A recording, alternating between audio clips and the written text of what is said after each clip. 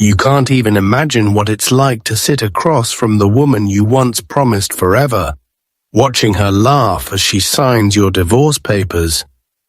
I never thought I'd see the day. But there she was, my wife of 23 years, smirking, her pen gliding across the page like she was signing for a delivery, not ending a marriage. If you think you know how this story ends, you're in for a shock. Because when the judge read out my net worth, the entire courtroom went silent. And what happened next? Well, let's just say nobody saw it coming. Before I tell you what the judge said, I want you to do something for me. If you've ever been blindsided by someone you trusted, or if you've ever had to watch someone walk away from everything you built together, hit that subscribe button, like this video, and share your story in the comments. You're not alone, and your voice matters here. Now let me take you back to that morning. The courthouse was colder than I expected, all marble floors and echoing footsteps. My soon-to-be ex-wife, Karen, arrived in a red dress, her hair done up like she was going to a party. She barely looked at me. Her lawyer, a slick guy in an expensive suit, kept whispering in her ear, making her laugh. I sat there, clutching a folder of documents, feeling like a ghost at my own funeral. We'd been married more than 2 decades. We built a life, raised 2 kids, survived layoffs, illnesses, even the loss of my parents. But somewhere along the way, we lost each other. Karen started spending more time with her friends, less time at home. She said I was boring, that I didn't dream big enough. I tried to fix things. Date nights, counseling, even a second honeymoon. But nothing worked. In the end, she said she wanted more. More excitement, more money, more life. And apparently less of me. The divorce was her idea. She wanted the house, half my retirement, and a chunk of my business. Her lawyer made it sound like I should be grateful she wasn't asking for more. I kept thinking about all the years I'd worked late, all the weekends I'd missed with the kids, all the times I'd put her first. None of it seemed to matter now. As we waited for the judge, Karen scrolled through her phone, barely glancing up. I caught her eye once, and she just smiled, a cold, triumphant smile. "Don't look so glum," she whispered. "You'll land on your feet, you always do." Then she laughed, loud enough for the bailiff to look over. I felt my face burn with shame and anger. You might be wondering what I did next. Did I beg her to reconsider? Did I lose my temper? Did I walk out? I'll tell you, but first let me ask you, have you ever been pushed to your breaking point by someone who thought they held all the cards? What did you do? Let me know in the comments. And if you haven't seen our last story about the man who lost everything at Thanksgiving, you should watch it after this video. Sometimes the people closest to us are the ones who need the biggest wake-up call.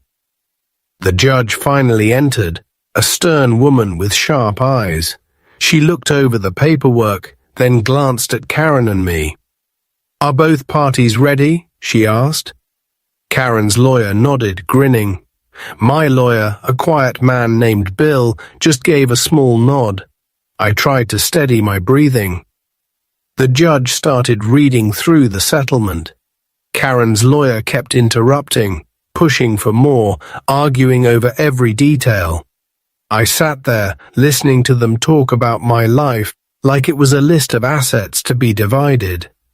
The house, the cars, the business, the retirement accounts, even the dog. Karen didn't flinch. She just kept smiling, tapping her pen on the table, as if she was already spending the money. Then came the moment that changed everything.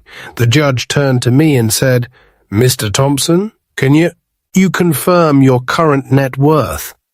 I handed over the documents I'd prepared, bank statements, business valuations, everything.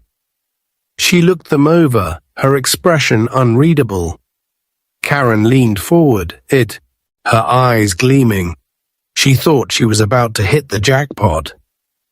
But as the judge read through the numbers, her smile started to fade. The courtroom grew quiet. Even her lawyer stopped smirking. You see, what Karen didn't know, what nobody knew, was that I'd made some decisions in the months leading up to the divorce. Decisions that would change the outcome in ways she never expected. You ever sit in a room and feel the air change, like everyone's holding their breath at the same time? That's what happened when the judge started reading my financial disclosures. Karen's laughter faded, replaced by a look I hadn't seen in years. Uncertainty. Her lawyer leaned in, scanning the numbers, his confidence slipping with every page the judge turned. The judge cleared her throat. According to these documents, Mr. Thompson's net worth is significantly less than what was initially presented. She looked at Karen's lawyer. Is this accurate? He stammered, flipping through his own files. Your Honor, we were under the impression. The judge cut him off. Impressions don't matter in my courtroom. Facts do. Karen's face went pale. She shot me a look, half confusion, half accusation. I met her eyes, calm for the first time in months. I'd spent sleepless nights preparing for this moment, making sure every dollar was accounted for, every asset protected. I wasn't hiding money. I was protecting what I'd built from being torn apart by someone who'd already left me in every way that mattered. You might be wondering how I did it. Did I move money offshore? Did I lie? No, I did something smarter. Months before the divorce, I'd sold my share of the business to my brother at fair market value and put the proceeds into a trust for our kids' education. I paid off the mortgage, cleared my debts, and made sure the only thing left in my name was the house and a modest retirement account. Everything else was either spent on the family or secured for the future of our children. Something Karen had never bothered to plan for. The judge looked at Karen. Mrs. Thompson, based on these numbers, your settlement will be adjusted accordingly. Her lawyer tried to protest, but the judge was firm. You can't divide what isn't there, and you can't claim what's been legally and transparently allocated to your children. Karen's lips trembled. For the first time, she looked less like a woman celebrating her freedom and more like someone realizing she'd miscalculated. She turned to me, her voice low. You planned this, didn't you? I didn't answer. I didn't need to. If you've ever had to protect yourself from someone who thought they could take everything, you know how lonely it feels. But you also know the satisfaction of standing your ground. What would you have done in my place? Would you have fought back, or let them walk away with everything you worked for? Let me know in the comments. And if you haven't seen our story about the father who took back everything after being laughed at by his family, watch it next. Sometimes the best revenge is making sure you're the one who writes the ending. The judge finalized the settlement. Karen got the house, but not the business, not the retirement, not the windfall she'd been counting on. The trust for the kids was untouchable. My lawyer shook my hand, a small smile on his face. You did good, he whispered. You did right by your family. After court, Karen tried to corner me in the hallway. You think you're clever? She hissed. You think you won? I looked at her, really looked at her, and saw the woman I'd loved, the woman I'd lost, and the stranger she'd become. I didn't win, Karen, I said quietly. I just stopped losing. That night, I sat alone in my apartment, the silence heavy but peaceful. I thought about Al, all the years I'd spent trying to make her happy, trying to be enough. I realized I'd been fighting the wrong battle. It wasn't about money. It was about respect, about boundaries, about finally choosing myself.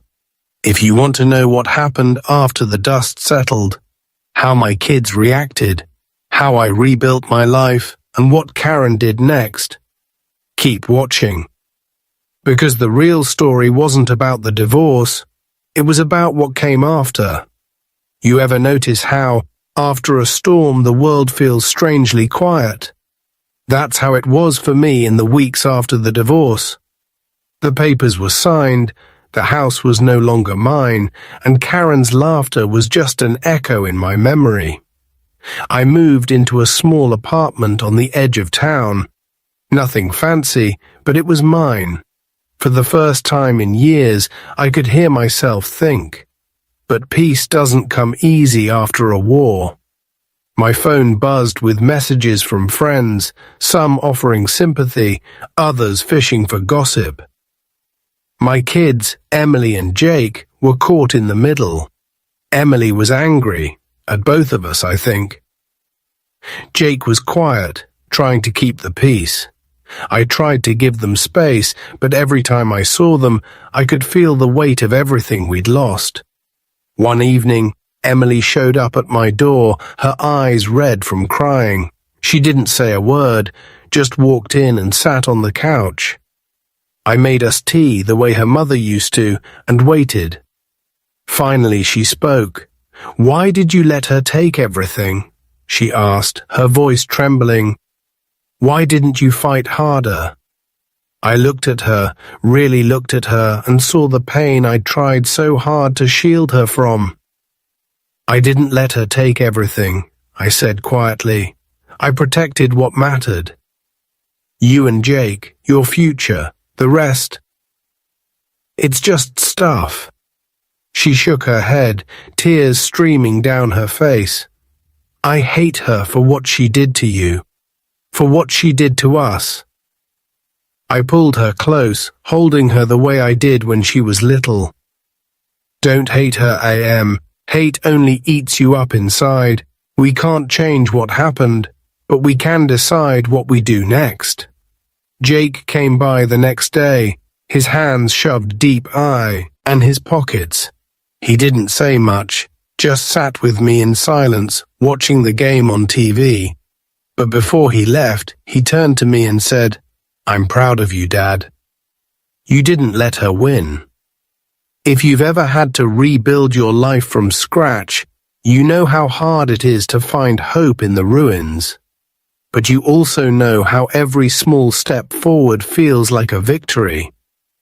What would you do if you had to start over? Would you hold on to the past, or would you let it go? Let me know in the comments.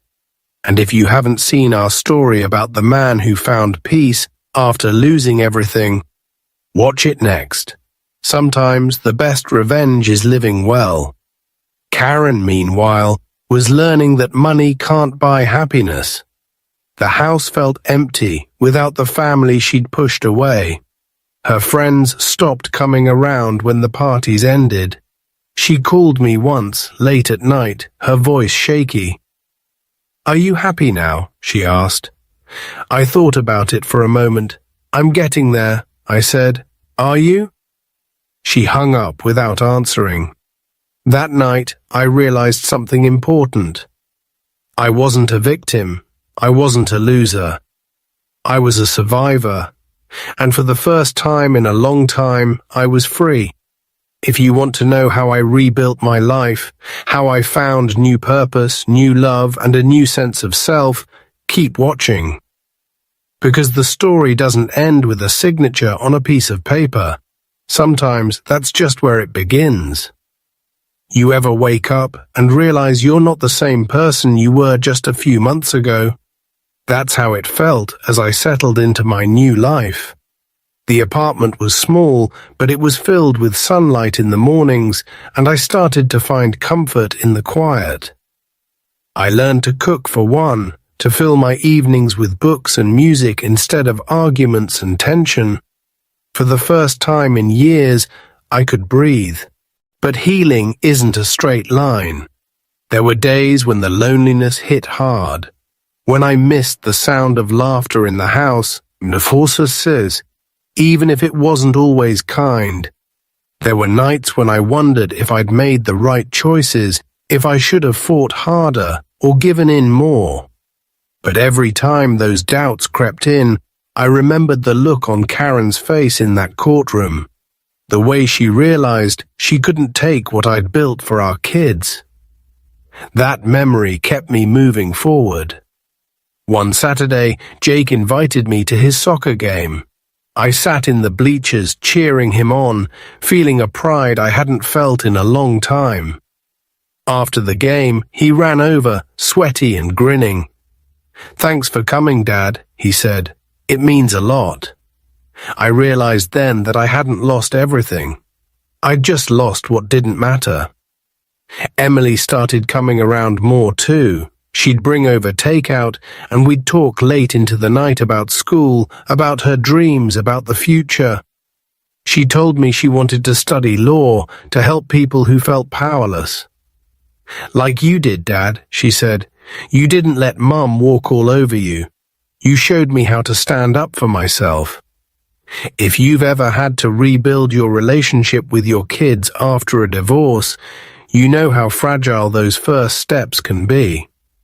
But you also know how every honest conversation, every shared laugh, is a small miracle.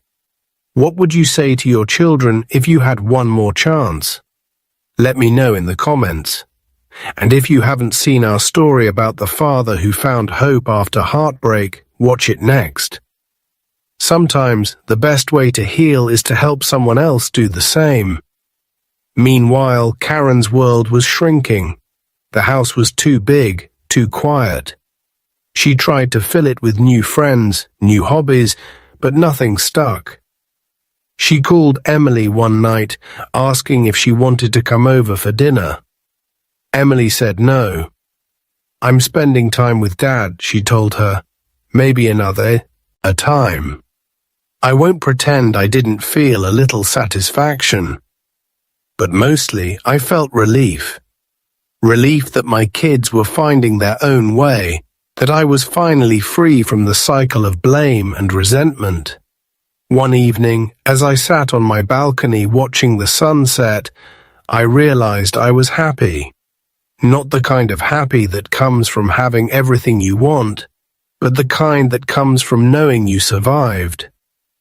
That you're still standing, even after everything you've lost.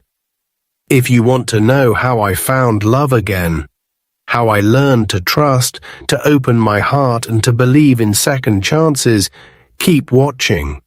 Because sometimes the best chapters come after the story you thought was over. You ever find yourself smiling at a stranger and realize you're finally ready to let someone new into your life? That's what happened to me one rainy afternoon at the grocery store. I was reaching for a loaf of bread when I bumped into a woman with kind eyes and a gentle laugh. Her name was Grace. She was a widow, a teacher, and she had a way of making even the most ordinary conversation feel like something special. We started talking, first about bread, then about books, then about life. Before I knew it, we were sharing coffee at a little cafe down the street. I told her about my divorce, about Karen, about the kids. She listened, really listened, without judgment or pity. She told me about losing her husband, about starting over, about the loneliness that sometimes crept in when the world got quiet. If you've ever tried to date again after a long marriage, you know how terrifying it can be. But you also know how exhilarating it is to feel seen, to feel wanted, to feel hope. What would you do if you had a second chance at love? Would you take the risk, or would you let fear hold you back? Let me know in the comments. And if you haven't seen our story about the man who found happiness after heartbreak, watch it next. Sometimes the best beginnings come after the hardest endings. Grace and I started seeing each other more often. We went to art shows, to concerts in the park, to quiet dinners where we talked about everything and nothing. She met Emily and Jake, and they liked her right away. Emily said, "She makes you smile, Dad. I haven't seen you smile like that in years." Jake just nodded, but I could tell he approved. Meanwhile, Karen's life was unraveling. She tried to sell the house, but the market was down. She called me, asking for advice, for help, for anything. I listened, but I didn't rescue her. I'd learned my lesson. Sometimes the kindest thing you can do is let someone face the consequences of their choices. One evening, Grace and I sat on my balcony, watching the city lights flicker in the distance. She took my hand and said, "You know, you're not the same man you were when we met. You're stronger, softer too. I like who you're becoming." I smiled, feeling a warmth I hadn't felt in years. "I like him too," I said. "I think I'll keep him around." If you've ever had to rebuild your life from the ground up, you know how hard it is to trust again. But you also know how every small act of courage, every smile, every conversation, every new beginning is a victory. What would you say to your younger self if you could? Would you tell him to be brave, to take the leap, to believe in love again? Let me know in the comments. And if you haven't seen our story about the father who found peace after loss, watch it next. Sometimes the best revenge is living a life you're proud of. That night, as I drifted off to sleep, I realized I wasn't just surviving anymore. I was living, and for the first time in a long time, I was excited to see what tomorrow would bring. You ever look around and realize your life is finally your own? That's how it felt as the months passed with Grace by my side. We built new routines, Sunday morning walks, movie nights, volunteering at the local food bank. I found myself laughing more, worrying less, and feeling grateful for the second chance I never thought I'd get. But just when I thought the past was behind me, Karen called again. This time her voice was different, tired, almost defeated. "I'm selling the house," she said. "I can't afford it anymore. I thought I'd be happier, but I'm not." There was a long pause. "I'm sorry for how things ended. I'm sorry for what I did to you." I listened, letting her words settle. For a moment, I felt the old anger rise up, but it faded just as quickly. "Thank you, Karen," I said quietly. "I hope you find what you're looking for." After we hung up, I sat in silence, thinking about everything we'd been through. I realized I didn't hate her. I didn't even resent her. I just felt free.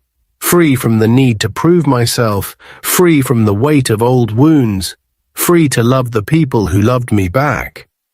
Emily and Jake noticed the change too. Emily started bringing her friends around, filling my apartment with laughter and stories. Jake asked if he could stay with me for a while, just to get a break from Mom's new place. I welcomed him with open arms, grateful for the chance to be the father he needed. Grace became part of our family, not by replacing anyone, but by adding something new. Kindness, patience, a sense of peace. She helped Emily with college applications, cheered Jake on at his games, and made me believe in happy endings. If you've ever had to forgive someone who hurt you, you know how hard it is to let go, but you also know how freeing it is to finally move on. What would you say to the person who broke your heart, if you had the chance? Would you forgive them, or would you hold on to the pain? Let me know in the comments. And if you haven't seen our story about the man who found joy after betrayal, watch it next. Sometime, the best closure is a new beginning. One evening, as we all sat around the dinner table, Grace, Emily, Jake, and me, I realized I was exactly where I was meant to be. The past was a chapter, not the whole story, and the future, it was wide open. That night, as I watched the city lights from my balcony, I felt a peace I hadn't known in years. I wasn't just surviving, I was thriving. And for the first time, I was truly, deeply happy. You ever realize that the life you thought was over is actually just beginning? That's what I felt as the seasons changed and my world kept growing. Grace and I took a trip to the coast, just the two of us, walking along the beach with the wind in our hair and the sun on our faces. I watched her laugh, watched her dance barefoot in the surf, and I thought, this is what a happiness looks like. This is what I almost missed. Emily called one night, her voice bubbling with excitement. "Dad, I got into law school." I could hear the pride in her words, the hope for the future. Jake started talking about college, about maybe studying engineering, about wanting to make a difference. I realized that despite everything, my kids were thriving. They'd seen me fall, but they'd also seen me get back up. Maybe that was the best lesson I could ever give them. Karen, meanwhile, moved into a small condo across town. She called less often, but when she did, it was different. No more bitterness, no more blame, just two people who'd shared a life, now moving on in their own ways. She even invited Grace and me to Emily's graduation, and for the first time, it felt right. No tension, no old wounds, just pride in our daughter and gratitude for the journey. If you've ever found peace with someone you once thought you'd never forgive, you know how powerful that is. What would you say to your past if you could? Would you thank it for the lessons or wish it away? Let me know in the comments. And if you haven't seen our story about the father who found family after loss, watch it next. Sometimes the best revenge is building a life so good you wouldn't trade it for anything. One evening, as we all sat together, Grace, Emily, Jake, even Karen, I realized that family isn't about who stays or who leaves. It's about who shows up, who forgives, who keeps loving even when it's hard. I looked around the table and felt a deep, quiet joy. I'd lost a marriage, but I'd gained a life. That night, as Grace and I walked home under the stars, she squeezed my hand and said, "You know, you're not the man you were when we met. You're better, stronger, happier." I smiled, knowing she was right. I'd been through the fire and I'd come out the other side, changed, but not broken. If you've ever doubted that you could start over, let this be your sign. You can, you will. And sometimes what feels like the end is really just the beginning. You might think a story like this ends in a courtroom or with a signature on a page, but the truth is, real endings are quieter and more beautiful than that. In the months and years that followed, I found myself reflecting on everything I'd lost and everything I'd gained. The pain of betrayal, the sting of being laughed at by someone I once loved, the fear of starting over alone, but also the pride of watching my children grow, the peace of finding love again, and the deep, steady joy of building a life on my own terms. One afternoon, as I sat on the porch with Grace, watching the sunset over the city, I realized I was grateful for every twist and turn. "If you could go back, would you change anything?" she asked, her voice gentle. I thought about it for a long moment. "No," I said, "because every mistake, Every heartbreak, every hard lesson brought me here. And here is exactly where I want to be. Emily graduated law school with honors. Jake started his first engineering job. We celebrated together, me, Grace, the kids, even Karen. There was no bitterness, no old wounds reopened. Just a family, changed but still connected, still cheering each other on. Karen and I even shared a quiet moment, both of us older, wiser, and finally at peace. "We did all right, didn't we?" she said. I nodded. We did. If you've ever wondered whether you can survive heartbreak, whether you can rebuild after losing everything, let this be your answer. You can, you will, and sometimes what feels like the end is really just the start of something better. So, what would you do if you were laughed at in your darkest moment? Would you let it define you, or would you rise above it? Would you hold on to anger, or would you choose forgiveness and freedom? Share your thoughts in the comments below. Your story might be the hope someone else needs. And if this story touched you, please subscribe, like, and share it with someone who needs to hear it. Check out our other videos, especially the one about the man who found peace after losing everything at Thanksgiving. Because sometimes the most powerful stories are the ones we live through and the ones we choose to tell. Thank you for listening. Hold your loved ones close, and remember, your worth isn't measured by what you lose, but by how you rise after the fall.